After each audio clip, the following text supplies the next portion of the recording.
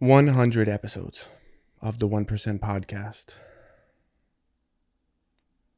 I want to thank you guys for all the support, all the love, the appreciation, the comments, the subscribers, the listeners, however many people this reaches.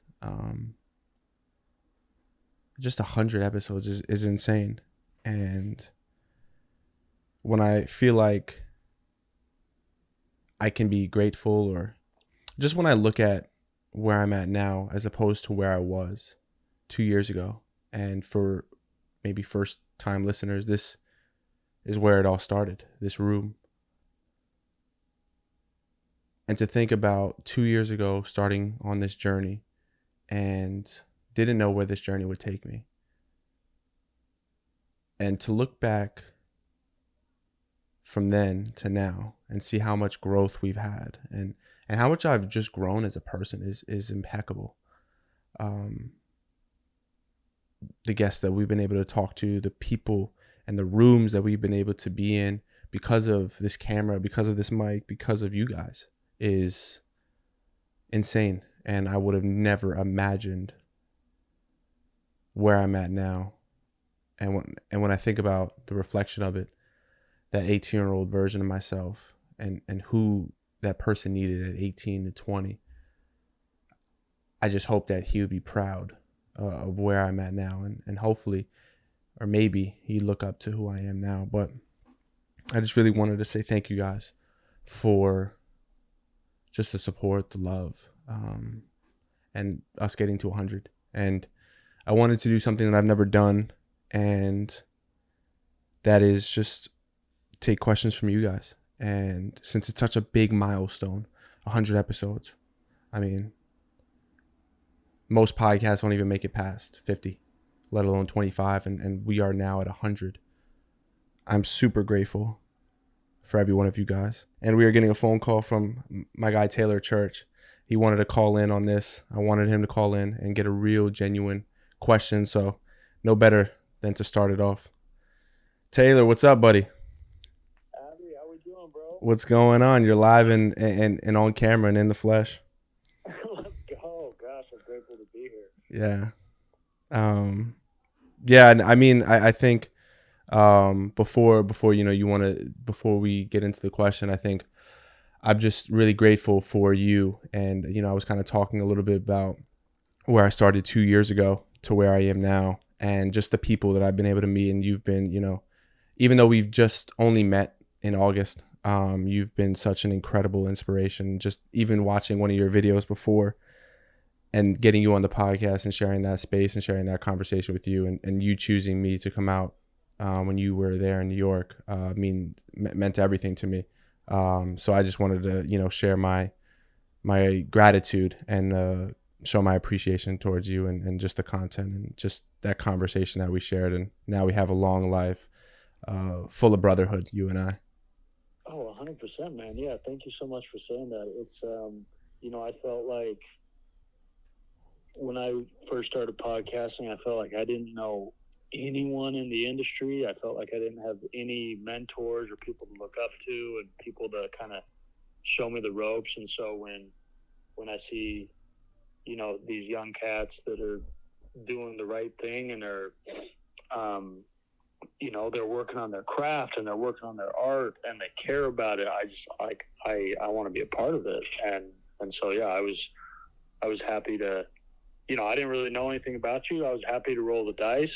But now, like you said, now we're brothers, and that's what's so beautiful about doing stuff like this. Is you can connect with strangers and forge something that lasts a lifetime. Of course. Well, awesome, man. I appreciate the love. Mm-hmm. I had a question that I like to ask people.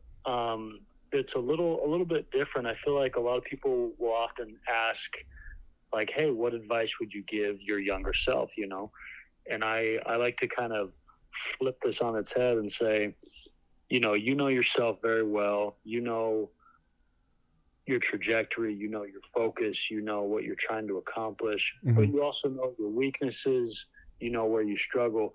So my question is, if future you if Avi in 10 or 15 years could give advice to yourself right now regarding maybe the podcast, maybe relationships, maybe love, maybe mental health, the things you're focused on, what do you think, your own self would say to you in 10 years? So as in, just so I'm gathering it right, what I tell myself now is if it was 10, 15 years later, or what would I? Yeah. What advice do you think, future you would give you right now? It's a good one. I think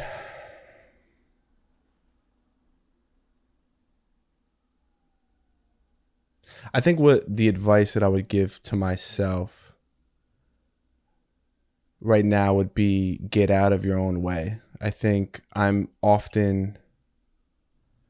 to say I sabotage myself, but I think that I definitely hold my back. I hold myself back from greatness. I think greatness, I think love, I think success. I think sometimes, which I'm starting to get better at, right? And the people that love me and the people that care for me and then generally want to be there for me, I'm giving them the opportunity to be there, right? And I think I can get so overwhelmed by the things that I want to create and so consumed in just my own thoughts and my own head about getting there that I end up not doing anything at all, which is ironic because you're thinking about and wondering about all of these things or pursuing all of these things in your life, and the thoughts consume you to the point where there's just inaction, right? Like, Yeah. If I could just step outside of my own way where, I do deserve the things that I want in this life. And why am I so looking at it from a perfectionist lens where I just need everything to be perfect, or I just need everything to be optimal or ideal, or that I just need to be in a space for love, or all of these things, right? And obviously now that I'm in a relationship and I'm trying to get out of my way in terms of just like receiving love, as that's been a struggle for me, and accepting my own success, the biggest thing for me is to stop self-sabotaging it.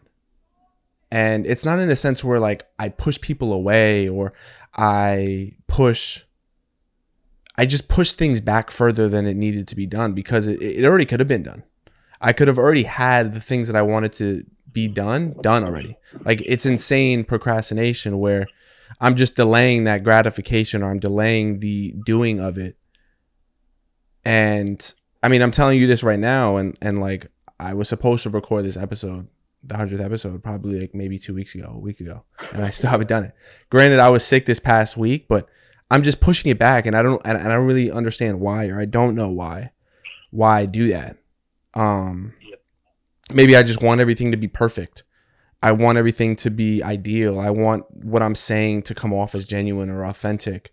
And maybe I'm in a space now where, I don't know, since my mental health is not always the best, that I think I need to be in a great space to record a solo episode. And I just don't allow sometimes maybe my audience or the people that are listening or just myself to show up as I am. And that I need to be this version of myself to show up,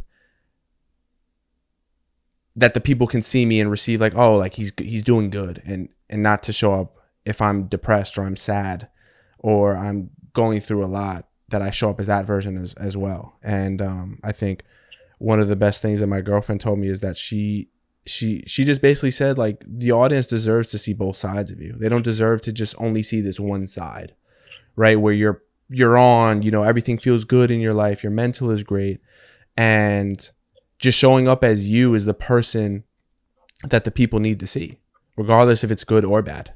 And I think that's one thing that kind of what you do so well, and I've tried to adopt that from you, is like, you just show up as you. And yeah, so I think that's really, like, that long-winded answer is what I would say, is that I just need to get out of my own way and stop sabotaging my success people caring about me, people wanting to be there for me. And it's so easy to get caught up when the experiences before where you've sabotaged your own success, your own wins, or, you know, relationships or love. It's very hard to break out of that because either you just feel like you're not deserving of the things that are coming into your life, or you just feel like you aren't worthy of it. Yeah. Yeah, 100%, man. Yeah, I think, you know, for you, I think you just need to be obsessed with forward motion, Yeah. and not obsessed with perfection, Mhm. and with having everything right and everything on time. And yeah, just be obsessed with moving forward, and the pace, you know, the pace will take care of itself. Right. You know, you're built for greatness, and so greatness will come.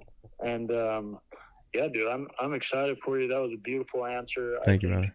It takes a lot of, you know, self-honesty and introspection to be able to say, like, yeah, dude, I'm like, the main problem in my life is me. Like, I gotta Euro step out of my own way and actually, like, get stuff done, and not be so neurotic that I just am paralyzed and don't do anything, you know? Right. And so that's great. Thank you, brother. Thank you for, you know, just the call, and thank you for the advice. Thank you for just being you. And to all the listeners that are watching this, he's coming out with the signature line for a hat soon. So be on the lookout for that for sure. That's right. That's right. And future and be on the lookout collaborations. for Abby coming to Utah to be on my pod. Oh yes, we will definitely be on his pod in Utah sometime soon. Taylor, thank you, brother. I'll give you a text after this is done, but I just want to say I appreciate you, man. Okay, awesome, man. Congrats on 100. Thank you, brother. Okay, we'll see you. All right, peace. Taylor Church, everybody. What a legend. What a legend. Yeah, man, that's something that I really do struggle with, and I wish I didn't, and I know a lot of people do.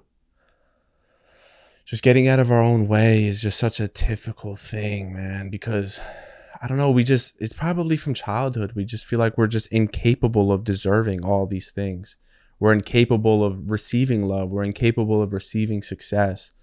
And in the process of sabotaging it, but deep down, we know we want the things that we seek. We just push it away because it feels better than maybe being rejected or being abandoned, right? Ah, man, Taylor Church. He's a stud, man, and I can't wait to run that back. That's just, yeah, man. I struggle with that, and I wish I didn't. But I mean, it's the 1% podcast, and we're growing 1% better every day. And there's no better way to start off the 100th than getting a banger question like that. But yeah, just to dive on that a little bit further, I just wish, or I think that if I got out my own way, and I think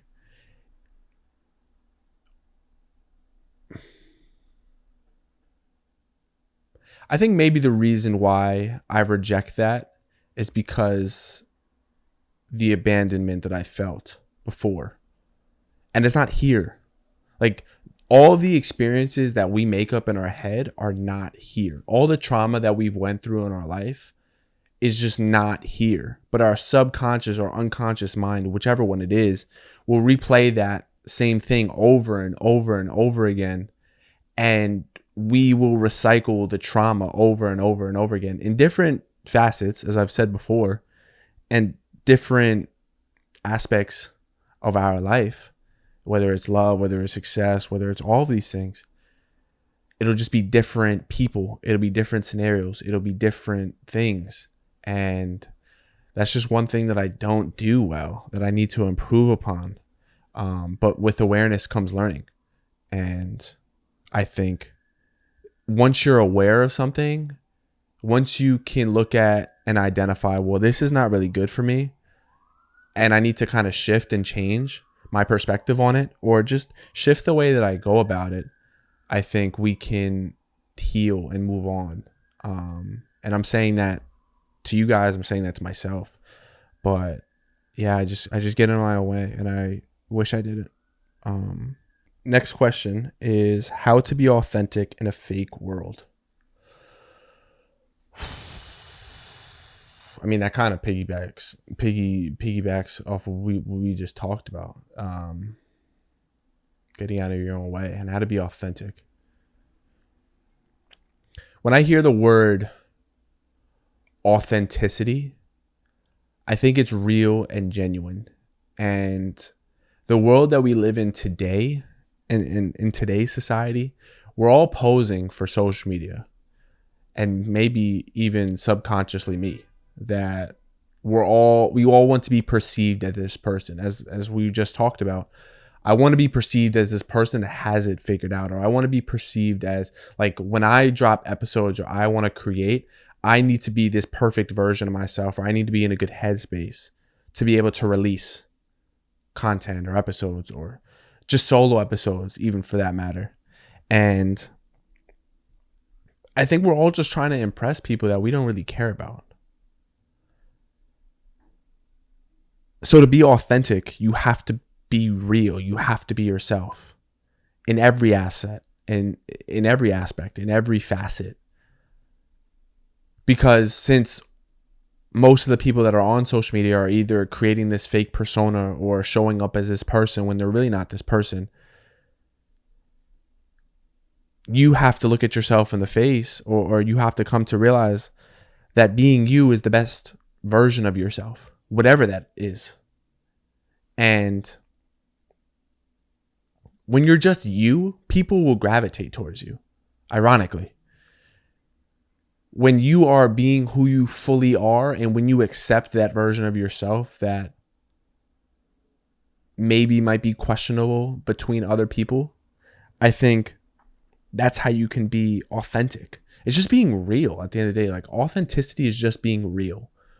Now, it's not to say that you have to be this fabrication of a version of yourself, but just being real and knowing who you are and not stepping outside of that. Because we often want to be somebody else than what we truly are. I think Michael Beasley said this quote is that people won't tell you who they are, they'll tell you who they want to be. And so often we will communicate who we want to be in this life, or who we think we are. We're not really that person. We want to be that person, but we're not really it. So we tell others who we want to be, or who we think we are, but we know deep down that we're not that version, or we know that we're not that person. And it's just wanting to show up as the most genuine person.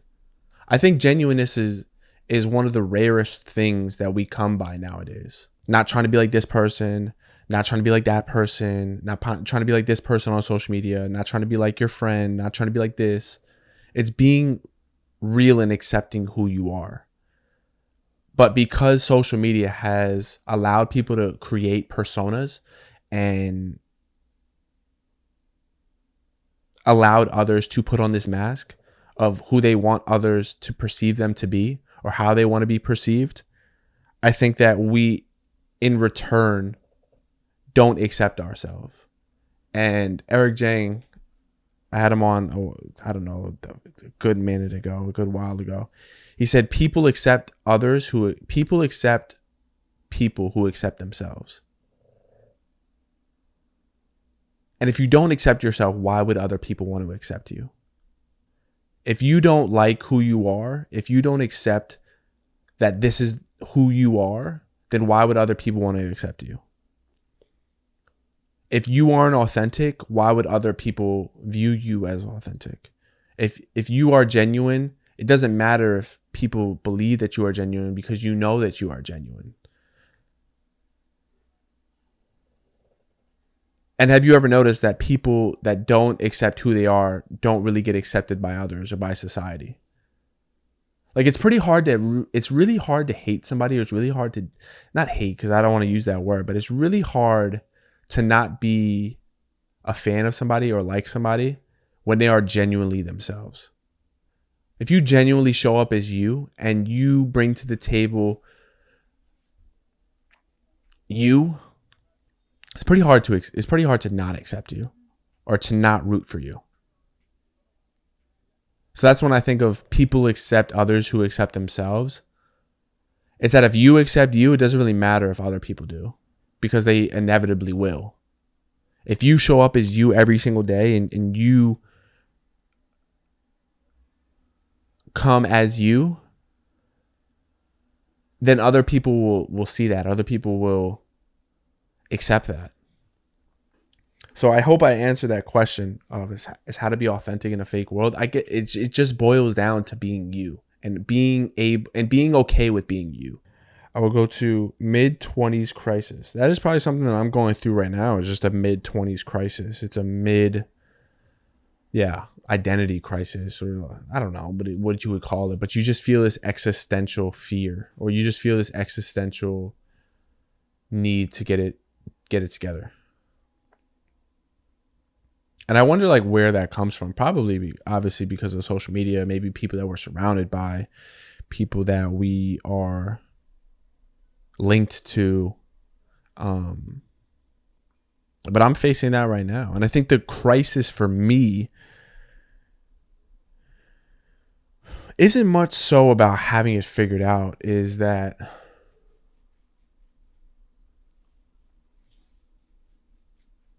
I think the older that you get and the more that you are trying to figure out your own life, is that the more that you are trying to figure out your own life and the more that you are trying to establish your own life, there's more of you that understands you have no idea what you're doing. Like, you can think that you know what you're doing, but in actuality, we all are just figuring it out. We're all just trying to understand where we want to go, what we want to do with our lives. We really don't know. And I will be the first person to tell you that I don't even know. I understand, yes, I like creating content. Yes, I like having this podcast. Yes, I like creating on social media. But, man, I really don't know what I'm doing. And I think it's the acceptance in knowing that you don't know what you're doing that will help you relieve that feeling of this crisis that you're in. Because we all want to know, we all want to have it figured out. We all want to know. We all just don't like uncertainty, really. We don't like uncertainty. We don't like not knowing what comes next. That's why we feel the crisis. We don't really like uncertainty. We want to know what's going to happen. We all want to know what our next year is going to look like, what our next 5 years is going to look like, what our next 10 years is going to look like. And we never really accept what's happening right now because we're always looking for the future. We're always looking towards the future. We are never able to be present and never able to stay here because we're always worrying about what's 30 going to look like, what's 35 going to look like, what's 40 going to look like. These people have a job. This person has a new car. This person has a house. This person just got married. We're never fully here because we're always wondering about everybody else and never really wondering about ourselves. So the crisis is like existential, which is why they say existential crisis, is because we're not looking inwards to fill that void. We're not looking inwards to be like, oh, I'm not really in a crisis. I just don't know who I am right now. I don't know what I want out of life. I don't know where I'm at right now, which is okay. Mind you, that's perfectly okay. But we want to have this thing figured out because we see everybody else having it figured out. We see everybody else from their perspective. It seems that everybody has things in order. Everybody is certain about their lives and they know where they're going and they know what they're going to do and they know where they're going to be. So when you're in this mid-20s crisis, you feel like everything is out of your control. And we like control. We want to be able to control things. So when things start to get out of our hands, we don't know how to process it. We don't know how to get by it. So we feel like we look outside of ourselves, this existential thing. Like existential is outside of you, right? But if we just went into the internal about like, I am uncertain right now. I don't know where things are lining up. Or just even processing where you currently are, I think it could be able to heal and aid a lot of that crisis that we feel. And I'm telling you this, somebody that's also having this existential crisis.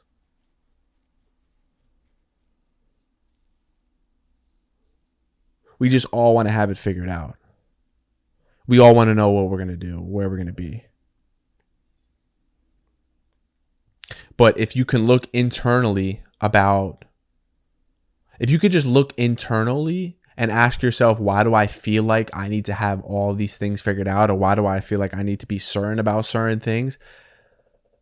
I think you'll eventually, or maybe potentially realize that you are looking at from their lens and not from your own.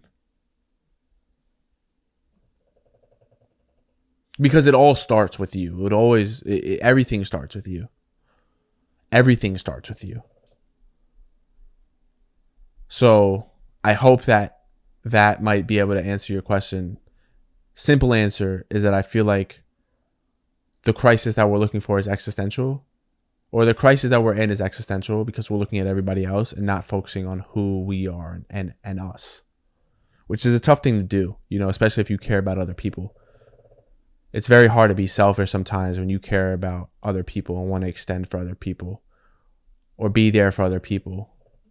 And in times when you need it, people either A, don't understand that you need some time for yourself and you need to get back to yourself, or it's so frightening for you to look inside of who you are and get to know you, or heal certain things about yourself, or have certain conversations about yourself. So we just in return focus on everybody else instead of ourselves. Next question is balancing work, relationships, family in our 20s. I mean, the work part, I'm still trying to figure out. The relationships part, I'm still trying to figure out. I don't know if you guys heard that, but that was my dog, Kobe.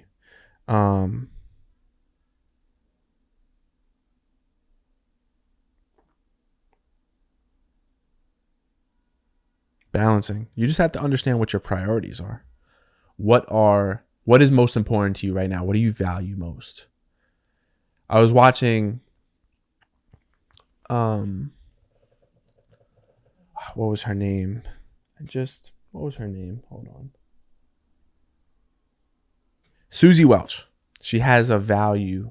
If you guys don't know her, she's an author. She's like a mindset coach. She's very tapped into creating a better version of yourself. And I think one of her books are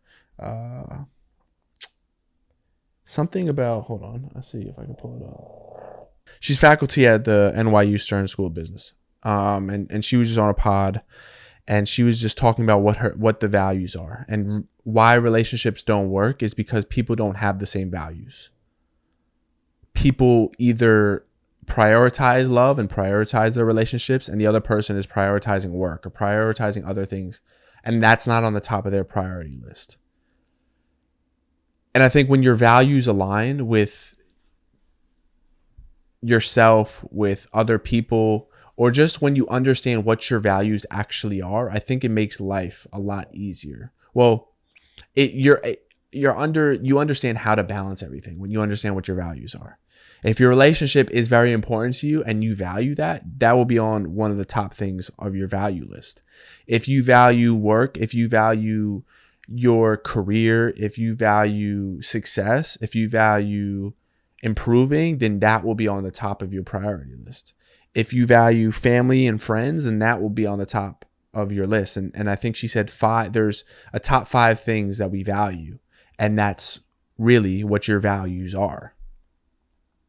And I think when you can get clear on what your values actually are, I think it makes it easier to balance everything else. Because if you already know what you value in your life and what you care about, then it's not really hard to balance certain things.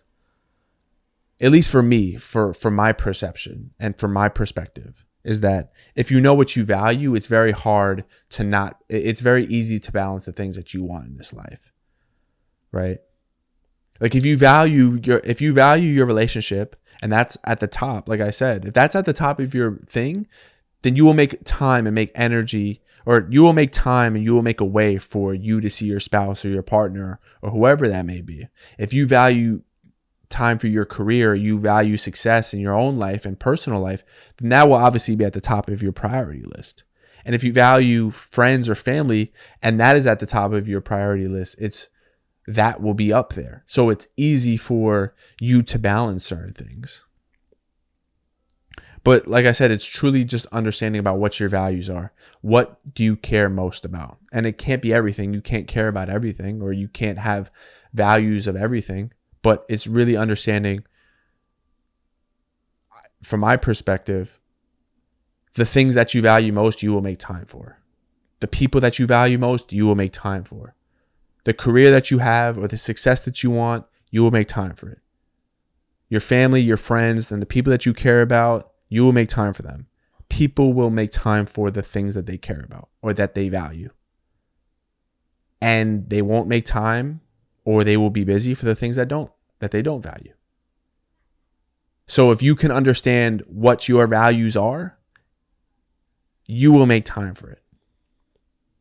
People will always make time for what they value and what they want in their life. Regardless of how busy they are, regardless of what their schedule is, regardless of what they are doing, they will be able to make time for the things that they value most. And when we truly ask ourselves the things that are most important in our life, and we write that down and we jot it down and we put it into a list, then we have a better understanding of, okay, I can make time, or I can allot certain time for these things and this and this and that. So just understanding your values, I think, is how you can balance your life in relationships and all of those things. Get super real about the journey and speak through your younger self.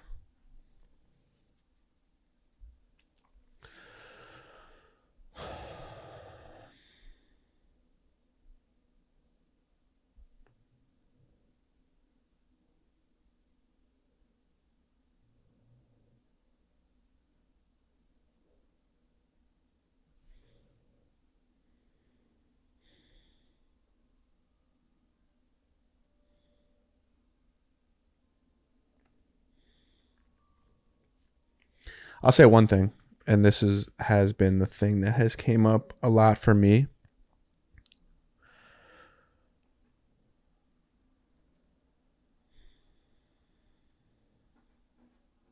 Nobody will care about the things that you're creating. Nobody will care more about the business.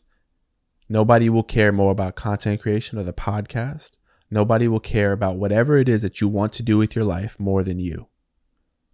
Hence, nobody will understand. Nobody will be able to comprehend.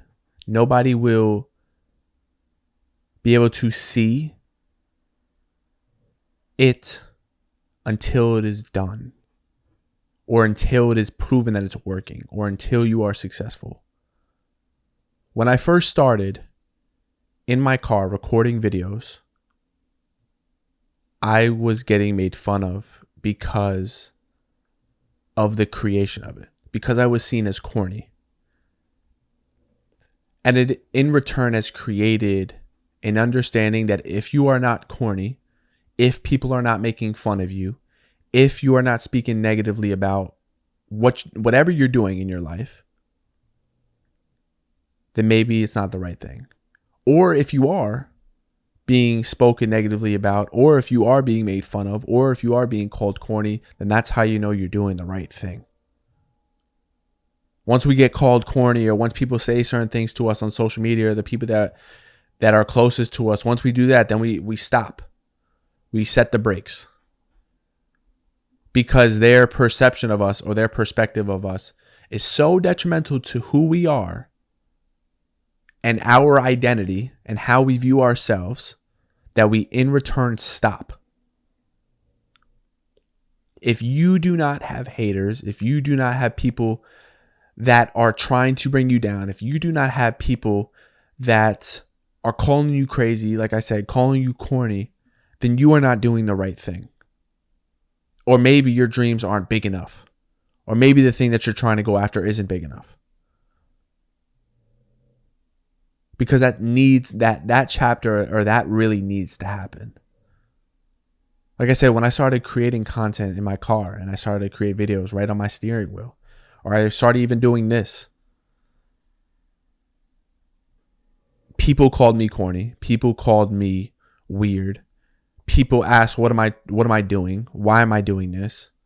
And I asked all these questions. But the thing is, you want to know the kicker?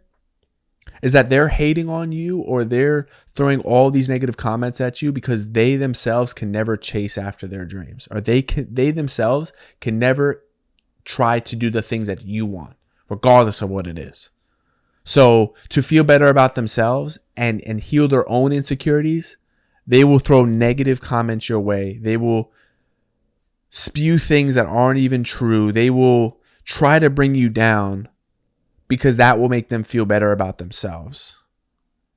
Because they know if they can bring somebody else down and they can stop them from chasing their dream, that they will feel better about themselves not going after theirs. And that's probably one of the biggest things that I've learned in doing all of this, is that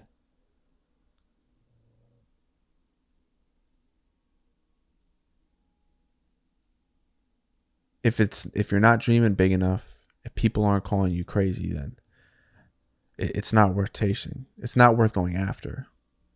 And that you will just forever be misunderstood. It's just crazy to just see that we care so much about other people and their opinions of us, their perspective of us is so detrimental to who we are, that we will stop going after it because one person said something. And now we, in return, view ourselves in a different light, or we think it's dumb what we're doing. So I would say that's what I've learned. And that's speaking through my younger self. Your biggest takeaway so far from so many conversations? I think, oh man, one of my favorite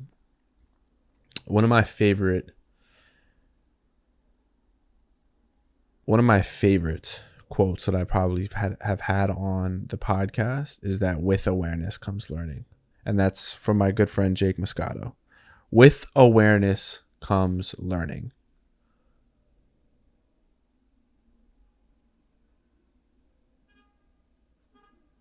Because if we're aware about something, if we know something is there, or we know we are wounded, or if, like, for example, if we know that we have trauma before we get into a relationship, and we are aware of that trauma, and we are aware of what that wound is, we learn how to maneuver and move past the wound. We understand how we are able to heal that wound because we are aware.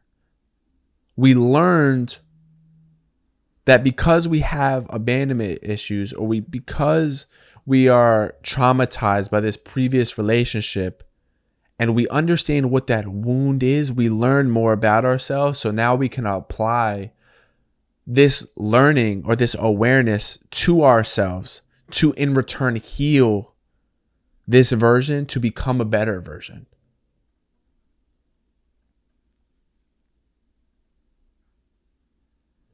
Awareness is the first step towards growth.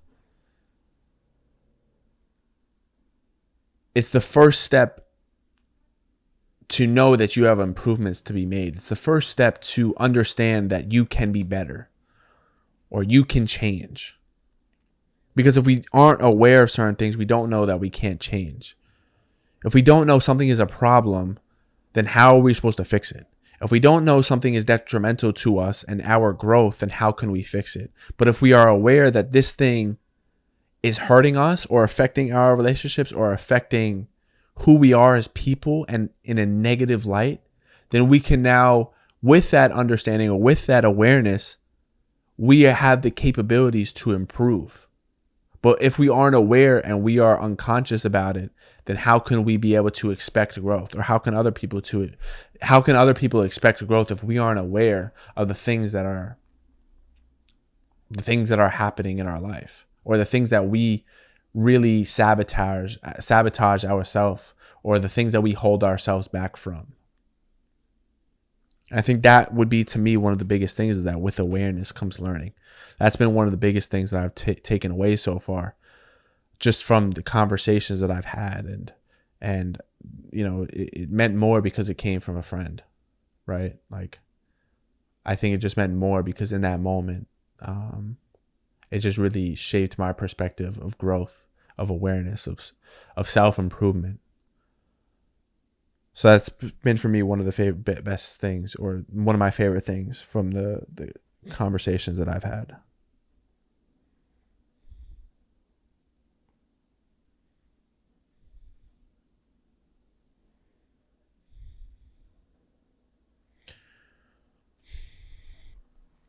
As we are coming up on, a lot of the questions that I've got were kind of the same, about talking about your journey,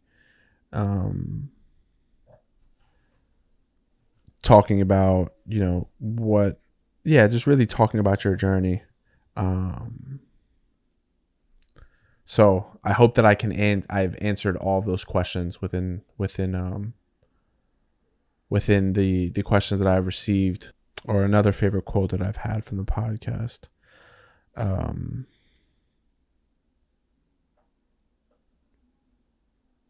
It's actually something that I talked about today. I had a conversation with Blake Gus. He's been on, 2 episodes. Will definitely be on a 3rd in the near future. And I think it's just about giving love to ourselves. And when him and I talk, we have conversations about how I could be so hard on myself, and how I could be so detrimental just towards my growth. It's a little bit what we talked about with the first question with Taylor, but more or less just something that I could give to you that he gave to me a long time ago, is that when you are speaking to yourself, or one of the things that I'll leave you guys with is that the next time you find yourself criticizing yourself, judging yourself, not loving yourself, speak to yourself like you would talk to your best friend. The way that you talk to yourself is not the way that you would talk to your best friend, or a loved one, or somebody that you care about. So the next time that you find yourself being judgmental, being hard, being harsh on yourself, being negative towards yourself, talk to yourself as if you are talking to your best friend. Give the love that you would give to your friend or somebody that you care about, and give that same energy and have that same conversation that you would have with them to yourself. And I think that sometimes I don't do the best job of that. I've been trying to be more mindful and aware of how I speak to myself. But for me, that's just been the biggest thing on speaking better to myself and loving myself more, is speaking to myself more like a friend, and not somebody that would be so disrespectful, or be so critical, or be so judgmental, and all these negative connotations or things. And speak to myself with love and compassion and gratitude, or not even gratitude, just compassion, empathy, and loving myself unconditionally the same way that I would love others unconditionally. And I think that we fail to do that because that voice can be so critical, because that voice can be so negative. And we don't look at it from a perspective that you wouldn't talk to your friend like that. You wouldn't talk to somebody that you love like that. So why would you talk to yourself the same way? Why would you do that same thing to yourself? You are just as worthy of this love and the affirmations and the compassion and the empathy that you give to others. You are more than deserving to give that to yourself. And just because sometimes you don't, doesn't mean that you aren't worthy of it. So I think that's, for me, one of the biggest things that I've taken away, and just another takeaway that I had, and also came from a great friend, is that speak to yourself the same way that you would talk to your best friend, or a loved one, or a parent, or what have you. I hope you guys enjoy this one. Like I said, I'm forever grateful, and I appreciate you guys for being here for 100 episodes. You guys have changed my life forever, as I continue to say, and I will always continue to say. You guys are the greatest. You guys are the best thing that's ever happened to me. Thank you guys for watching every single episode, or watching a episode, or just supporting and being here. And if you've made it this far, you are a real one. And to 100 more, to 500 more, to 1,000 more. As always, thank you guys for tuning in. I'm out.